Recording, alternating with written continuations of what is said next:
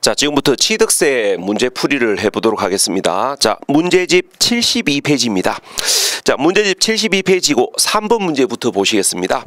자, 72페이지 3번 문제. 자, 지방세법상 취득세가 가세될 수 있는 것으로만 묶인 것은, 자, 3번의 기억. 보유 토지의 지목이 전에서 대시로 변경되어 가액이 증가한 경우. 자, 요거는 이제 어디 물어보는 거냐면은 요거 물어보는 거 아닙니까? 그 우리가 시마노트 31페이지에서 우리가 취득세가 부과될 수 있는 취득의 구분을 보셨고, 우리가 이제 취득세가 부과될 수 있는 취득은 사실상 취득이 있고 간주 취득이 있고, 우리가 이제 사실상 취득은 원시 취득과 승계 취득으로 구분이 되는데, 자, 간주 그럼 이제 지금부터 우리가 이제 취득세가 부과될 수 있는 취득과 부과되지 않는 취득을 구분하셔야 되는데, 그 시마노트 우리가 31페이지, 자, 간주 취득에서 뭘 배우셨냐면은 우리가 토지의 지목이 변경되는 것을 우리가 민법에서는 취득으로 보지 아니하지만 지방세법에서는 토지의 지목이 변경되는 것도 취득으로 간주하여 취득세를 부과할 수 있지요. 언제? 사실상 지목 변경으로 그 가액이 증가한 경우 토지 가액 증가분을 취득으로 간주하여 취득세를 부과합니다.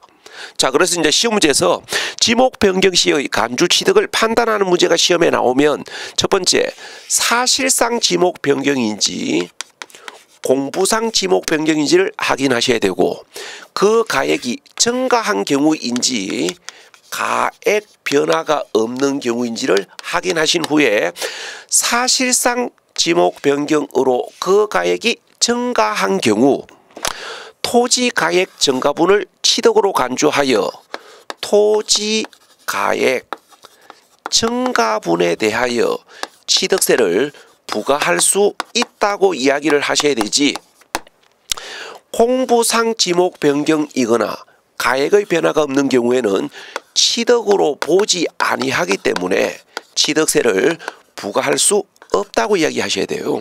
그래서 지목 변경에 대한 취득을 판단하는 문제가 나오면 사실상 지목 변경인지 공부상 지목 변경인지 그 가액이 증가한 경우인지 가액 변화가 없는 경우인지를 확인하셔야 됩니다.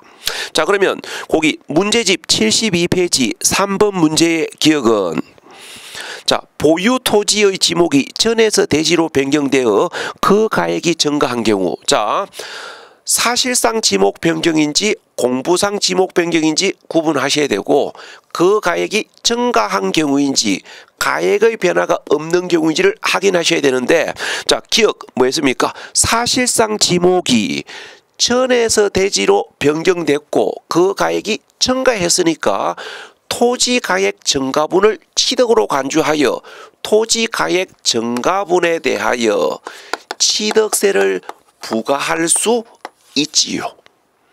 그 다음에 니은, 건축물의 이전으로 인한 취득으로서 이전한 건축물의 가액이 종전 건물 가액을 초과하지 않는 경우. 자, 요거는 우리가 시마노트 45페이지에서 보신 우리가 세율 특례를 생각하셔야 됩니다. 우리가 시마노트 45페이지에서 우리가 이제 시마노트 45페이지에서 세율 특례 대상으로서 뭘 배우셨냐면은 표준 세율에서 중과 기준 세율을 뺀 세율로 가세하는 경우를 배우셨고, 중가 기준 세율로 가세하는 경우를 배우셨는데, 시험 문제에서 이 세율 특례를 판단하는 문제가 시험에 어느 정도 자주가 나오고 그러니까 세율 특례를 판단하는 문제가 어느 정도 자주 나오고 있기 때문에 시마노트 45페이지 표준 세율에서 중가 기준 세율을 뺀 세율로 가세하는 경우에 누가 있고 중가 기준 세율로 가세하는 경우에 누가 있는지를 우리가 이제 기억하시고 구분하실 줄 아셔야 되는데, 자, 오늘은 시간 관계상 여기만 이야기를 해봅시다. 우리가 한매건 행사로 인한 부동산의 취득, 상속 중 1가구 1주택의 상속에 의한 취득, 우리가 공유물 분할로 인한 취득, 건축물 이전에 따른 취득, 이혼에 따른 재산 분할로 인한 취득을 표준세율에서 중과기준세율을 뺀 세율로 가세하는 경우로 이 5개를 기억하셔야 됩니다. 자, 다시 한번 정리를 해보면 시마노트 45페이지 한매권 행사로 인한 부동산의 취득, 상속 중 1가구 1주택의 상속에 의한 취득, 공유물 분할로 인한 취득, 건축물 이전에 따른 취득, 이혼에 따른 재산 분할로 인한 취득을 표준세율에서 중과기준세율을 뺀 세율로 가세하는 경우로 기억하셔야 됩니다. 자, 그럼 이거 봐봐요. 건축물 이전에 따른 취득은 표준세율에서 중과기준세율을 뺀 세율로 가세하지요. 그래서 니은 취득세 부과할 수 있는 경우 맞고요. 그 다음에 D컷 토지를 사실상 취득하였지만 등기를 하지 않은 경우. 자, 요거는 이거 아닙니까? 우리가 현행 지방세법상 취득세가 부과될 수 있는 취득은 취득 사실의 등기 등록 유무에 관계없이 사실상 취득세가 부과될 수 있는 취득으로 보기 때문에 사실상 소유권을 취득한 것이 맞다면 등기 등록을 안 해도 취득세 부과할 수 있지요. 그 다음에 리얼. 자, 공유 수면을 매립하거나 간척하여 토지를 조성한 경우. 자, 시마노트 31페이지에서 보신 겁니다. 우리가 시마노트 31페이지에서 우리가 공유 수면의 매립 간척에 의한 토지의 조성, 그 다음에 건축물의 신축을 부동산의 원시 취득으로 우리가 이제 개념을 잡으시라 그랬고, 그 다음에 차량, 기계장비, 선박, 항공기의 제조, 조립, 건조에 의한 취득을 차량 등의 원시 취득으로 개념을 잡으신 후에 어디를 구분하라 그랬냐면은 여기를 구분하라 그랬습니다. 공유 수면의 매립 간척에 의한 토지 조성, 건축물의 신축, 한마디로 부동산의 원시 취득은 취득세를 부과할 수 있지만 차량, 기계장비, 선박, 항공기의 제조, 조립, 건조에 의한 원시 취득은 취득세를 부과하지 아니하고 실수요자가 승계 취득했을 때 부과한다는 걸 비교하시라 그랬습니다. 한마디로 부동산의 원시 취득은 취득세를 부과할 수 있지만 차량, 기계장비, 선박, 항공기의 원시 취득은 취득세를 부과하지 않는다는 걸 비교 구분하시라 그랬어요. 그러면 3번 문제의 리얼은 공유 수면을 매립하거나 간척에 의하여 토지를 조성하는 건 토지의 원시 취득, 부동산 원시 취득으로서 취득세 부과할 수 있지요. 자, 그래서 3번 문제 취득세가 부과될 수 있는 것으로 묶인 것은 기역, 니은, 뒷글, 리얼 모두 다 취득세 부과할 수 있네요. 그래서 3번의 답은 5번. 자, 그 다음에 4번 문제 보시겠습니다. 지방세법상 취득세가 가세되는 것은 모두 몇 개인가? 자, 부동산을 교환에 의하여 취득한 경우, 부동산을 정려에 의하여 취득한 경우.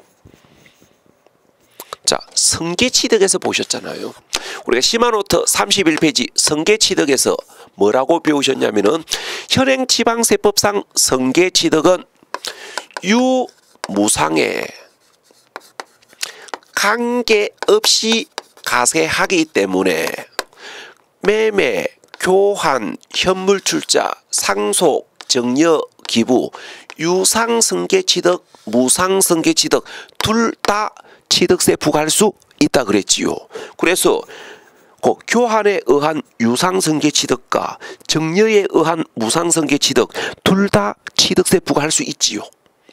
그 다음에 거기 4번 문제 박스 안에 네 번째 줄에 상속에 의하여 취득하는 1가구 1주택. 자, 조금 전에 보셨네요. 상속으로 인한 취득 중 1가구 1주택의 상속에 의한 취득은 세율 특례로서 표준 세율에서 중과 기준 세율을 뺀 세율로 가세하지요. 그 다음에 셋째 줄, 신탁법에 의하여 위탁자로부터 수탁자에게 신탁재산을 이전하는 경우의 취득. 자, 시마노트 46페이지에서 취득세 비과세 대상을 보셨고, 취득세 비과세 대상 6개를 읽어보시고 3개 위주로 기억하시라 그랬지요. 첫 번째, 국가 등의 소유권을 기속하거나 기부 체납의 조건으로 취득하는 부동산. 그 다음에 신탁법에 의한 신탁재산의 취득.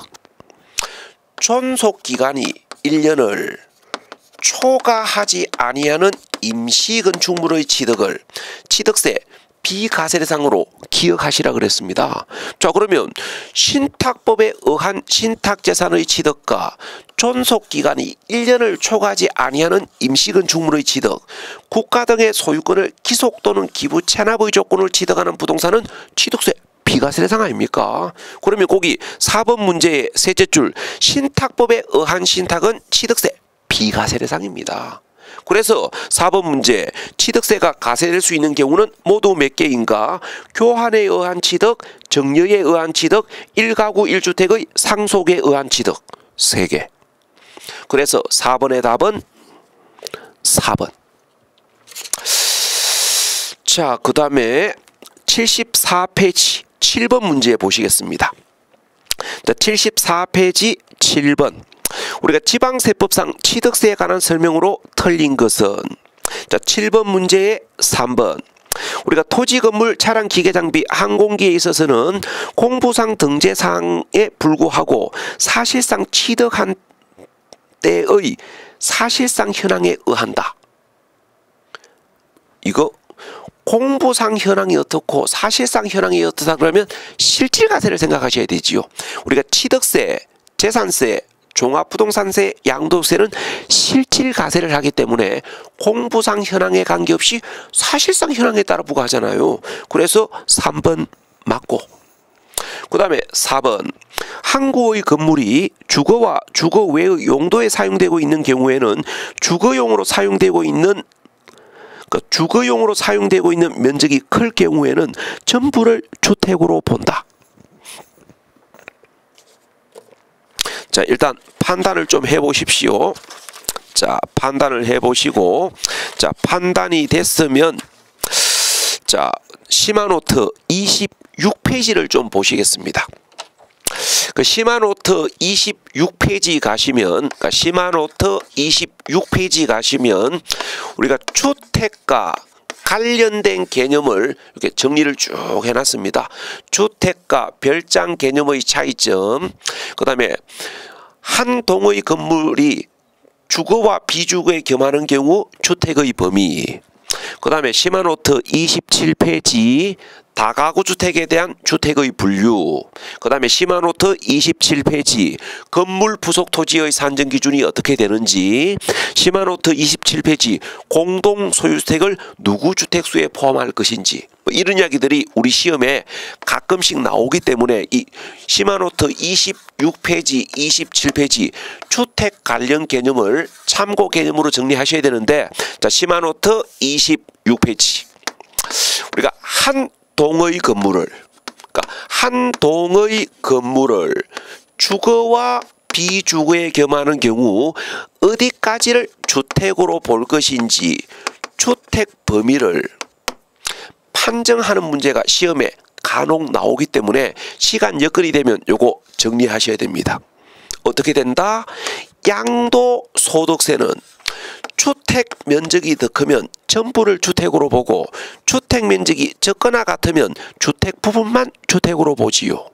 자, 그런데 취득세, 재산세는 면적에 관계없이 주택 부분만 주택으로 봅니다. 그러니까 한 동의 건물이 주거와 비주거에 겸하는 경우 주택 범위는 양도소득세는 면적 크기에 따라 달라지지만 취득세, 재산세는 면적에 관계없이 주택 부분만 주택으로 봐요. 그러니까 면적 크기에 따라 달라지는지 면적에 관계없는지 요게 구분되셔야 되고, 그 다음에 이제 요번 이제 이야기를 바꿉니다. 한 동이 아니고 1구획이 주거와 비주거에 겸하는 경우, 방 딸린 점포. 우리가 1구획이 주거와 비주거에 겸하는 경우 주택 범위는 어떻게 됩니까? 우리가 취득세는 면적에 관계없이 주거 부분만 주택으로 보는 거고, 재산세는 주거 면적이 50% 이상이면 전부를 주택으로 보고 주거 면적이 50% 미만이면 주거 부분만 주택으로 봐요. 이 차이를 구분하는 문제가 시험에 어쩌다 한번 나올 여지가 있기 때문에 우리가 이제 이걸 뭐 가급적 보려고 노력하셔야 되는데, 이게 우리 시험에 나오면 한 동의 건물이 주거와 비주거에 겸하는 경우의 주택 범위를 묻고 있는지, 1구가 주거와 비주거에 겸하는 경우 주택 범위를 묻고 있는지 구분하셔야 됩니다.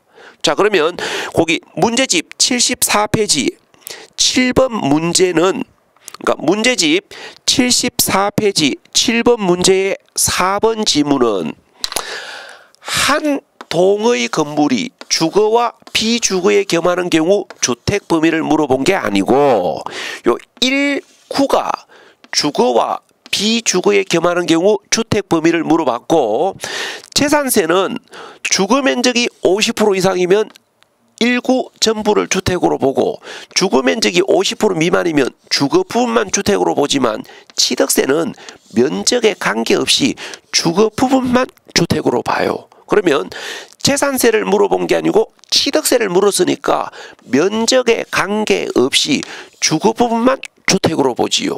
그래서 7번 문제 틀린 것은 4번. 요게 이제 수험생들이 많이 헷갈려 하십니다.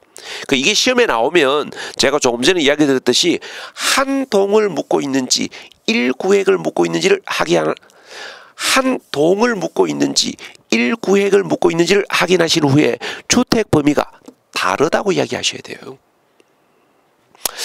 자, 그 다음에 문제집 76페이지 9번 문제 보시겠습니다. 자, 76페이지 9번 문제. 우리가 지방세법상 취득세, 납세 의무자에 대한 설명으로 올바른 것으로만 묶인 것은, 자, 9번 문제의 기억. 건축물의 조작 기타 부대 설비에 속하는 부분으로서 주체 구조부와 일체가 되어 효용 가치를 이루고 있는 것이라 하더라도 주체 구조부 취득자 이외의 자가 가설한 경우에는 가설한 자가 납세 의무자가 된다.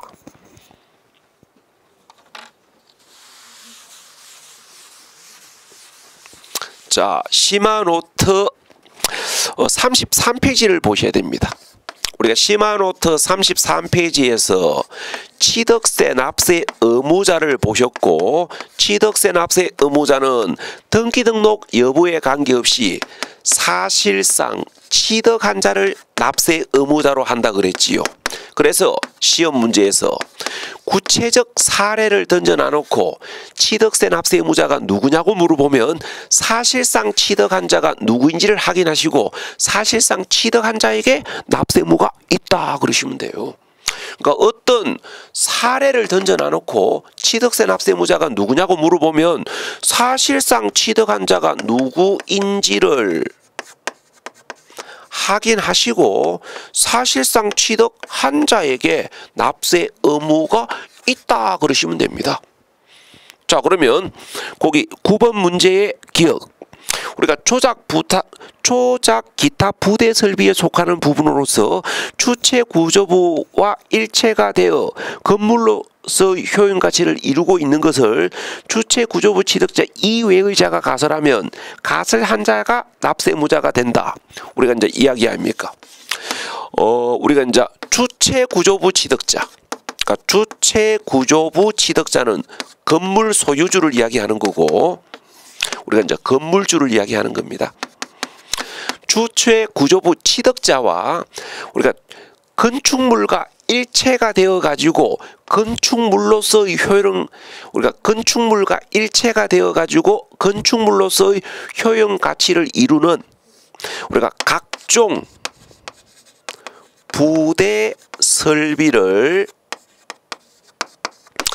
가설한 자가 다를 때 이 각종 부대 설비를 가설한 사실에 대하여 우리가 취득세를 부과한다고 가정을 했을 때 취득세 납세 의무자는 누구냐 이 말입니다.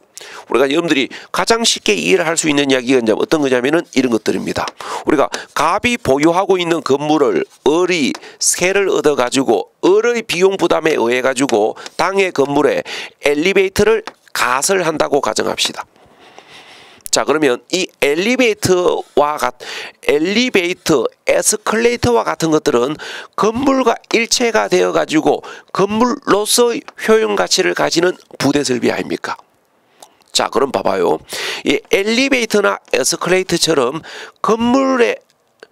엘리베이터와 에스컬레이터처럼 건물에 설치가 되었을 때 건물과 일체가 되어 가지고 건물로서 효용 가치를 가지는 부대 설비의 설치에 대하여 취득세를 부과할 수가 있고, 그럼 이때 취득세를 누구에게 부과할 것인지를 우리가 설명 이해되시면 참고하셔야 되는데, 자, 이걸 생각하셔야 됩니다. 이 엘리베이터, 에스컬레이터와 같은 부대 설비들은 건물과 일체가 되어 가지고 건물로서 효용을 가지는 것이기 때문에 한번 설치가 이루어지면 수명을 다하기 전까지는 철거를 하지 않습니다. 그래서 엘리베이터, 에스컬레이터와 같은 각종 부대 설비를 가설을 했을 때 건물과 일체가 되어 가지고 건물로서 효용을 가지고 있는 것이기 때문에 주체 구조부 취득자 이외의 자, 건물 소유주 이외의 자가 가설을 하더라도 이건 주체 구조부 취득자가 사실상 취득한 것으로 봅니다. 왜냐하면은 건물과 일체가 되어 가지고 건물로서 효용을 가지기 때문에. 그래서 우리가 이제 주체 구조부 취득자와 각종 건물과 일체가 되어 가지고 건물로서 효용 가치를 가지는 각종 부대 설비를 가설한 자가 다를 때 이 부대 설비는 건물과 일체가 되어 가지고 건물로서 효용을 가지는 것이기 때문에 주체 구조부 취득자 이외의 자가 가설을 하더라도 이 부대 설비는 주체 구조부 취득자가 취득한 것으로 간주를 합니다. 그래서 취득세 납세 의무자는 누구냐면은 가설한 자가 아니고 주체 구조부 취득자가 납세 의무자입니다. 자, 그런데 기억에 가설한 자가 납세 의무자가 된다 그랬으니까 틀렸지요. 그 다음에 니은 외국인 소유의 항공기를 직접 사용하기 위하여 임차하여 수입하는 경우에는 수입하는 자가 취득한 것으로 본다. 우리가 빌려주기 위해서 외국으로부터 수입을 하면 우리가 수입하는 자가 취득세 납세 의무자입니다. 여기 이제 왜 이런 규정을 두고 있냐면은 우리가 그 법 규정을 악용하는 걸 방지를 하기 위해 가지고 우리가 이제 이겁니다.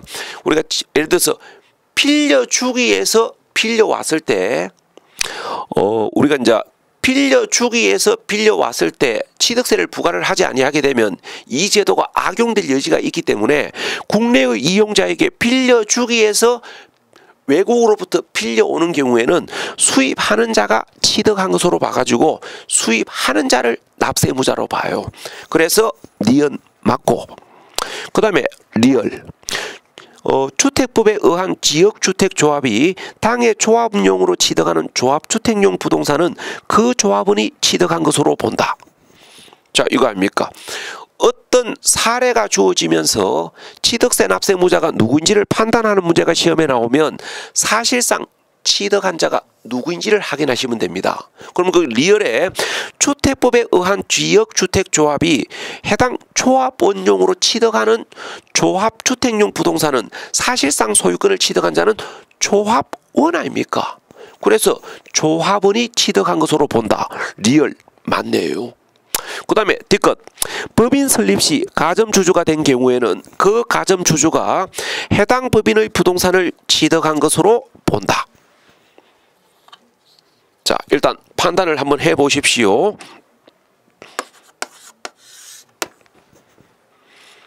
자, 요거 우리가 시마노트 32페이지에서 보신 겁니다.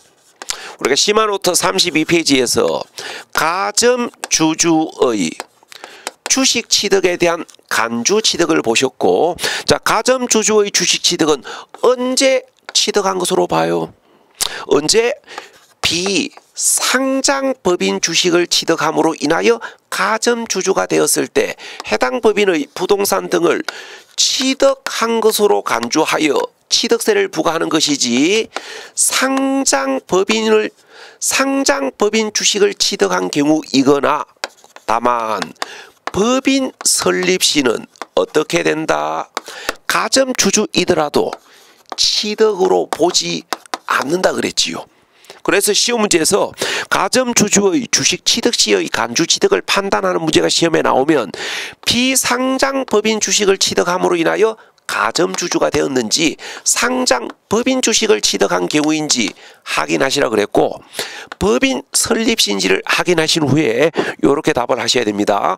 비상장 법인 주식을 취득함으로 인하여 가점주주가 되었을 때 해당 법인의 부동산 등을 취득한 것으로 간주하여 취득세를 부과할 수 있다고 답하셔야 되지, 상장 법인 주식을 취득한 경우이거나 법인 설립 시인 경우는 가점주주이더라도 취득으로 보지 않는다고 답하셔야 돼요. 그러면 9번 문제의 D컷은 뭡니까? 법인 설립 시 아닙니까? 법인 설립 시는 취득으로 보지 않기 때문에 취득세 부과 안 하지요. 자, 그런데 D컷에 취득한 것으로 본다 그랬으니까 틀렸네요. 그래서 9번 문제 올바른 것은 그랬으니까 니은 리얼 답은 4번. 기억하고 D컷 지문이 틀렸습니다. 자, 그래서 9번의 답은 4번이고요. 자, 그 다음에 78페이지 14번 문제. 자, 78페이지 14번 문제. 우리가 취득세 가점주주에 관한 설명으로 틀린 것은, 자, 14번 문제의 1번. 가점주주가 아닌 주주 등이 최초로 가점주주가 된 경우에는 최초로 가점주주가 되는 날 현재 가점주주가 소유하고 있는 법인의 주식을 모두 취득한 것으로 보아 납세 의무를 진다. 자, 요거 뭐 물어보는 거냐면은 우리가 시마노트 32페이지 우리가 가점주주의 주식 취득 시 우리가 취득으로 보는 주식 비율, 가점주주의 간주 취득 시 취득세, 납세 의무 범위를 물어보는 거 아닙니까? 우리가 이제 가점주주의 주식 취득 시 우리가 취득으로 보는 주식 비율, 납세 의무 범위를 판단하는 문제가 시험에 나오면 뭐라 그랬습니까? 최초로 가점주주가 된 경우인지 가점주주의 지분이 증가된 경우인지를 확인하신 후에 최초로 가점주주가 된 경우에는 최초로 가점주주가 되는 날 현재 가점주주가 보유하고 있는 보유 주식 비율, 우리가 이제 최초로 가점주주가 된 경우를 물어보면 최초로 가점주주가 되는 날 현재 가점주주가 보유하고 있는 보유 주식 전체 비율만큼을 취득한 것으로 보기 때문에 보유 주식 전체에 대하여 납세 의무가 있다고 답하시면 돼요. 자, 그런데 가점주주의 지분이 증가된 경우를 물어보면 5년 이내의 최고 지분보다 증가된 비율만큼 취득으로 보기 때문에 5년 이내의 최고 지분보다 증가된 비율만큼 납세 의무가 있다 하시면 됩니다. 자, 그러면 14번의 1번은 가점주주가 아닌 자가 최초로 가점주주가 된 경우를 물었으니까 최초로 가점주주가 되는 날 현재 가점주주가 보유하고 있는 보유주식 전체 비율 모두에 대하여 납세 의무가 있다. 맞네요. 1번 맞고, 그 다음에 14번의 3번 가점주주이었던 자가 주식 등의 양도로 가점주주에 해당하지 아니하게 되었다가 해당 법인의 주식을 취득하여 다시 가점주주가 된 경우에는 다시 가점주주가 된 당시의 주식 비율이 이전 가점주주가 된 당시의 주식 비율보다 증가된 경우에만 그 증가분을 취득으로 본다. 14번의 3번. 자, 14번의 3번 지문은 이거 아닙니까? 가점주주이었던 자가 가점주주 자격을 상실했다가 다시 가점주주가 된 경우를 묻고 있고, 다시 가점주주가 된 경우에는 어떻게 됩니까? 종전 가점주주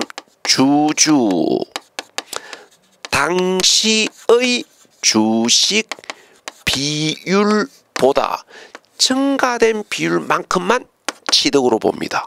그래서 14번의 3번은 가점주주이었던 자가 가점주주 자격을 상실했다가 다시 가점주주가 된 경우를 묻고 있고, 다시 가점주주가 된 경우는 종전 가점주주 당시의 주식 비율보다 증가된 경우 증가된 부분만 취득으로 본다. 맞네요.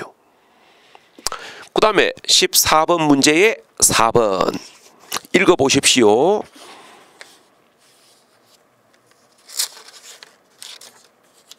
자, 14번 문제의 4번. 자, 읽어볼게요. 우리가 법인의 주식을 취득함으로써 가점주주가 되었을 때는 그 가점주주가 해당 법인의 부동산을 취득한 것으로 본다. 이 경우 가점주주는 취득세에 대하여 연대납세무가 없다. 자, 요거 예를 들어서 이렇게 설명을 해봅시다.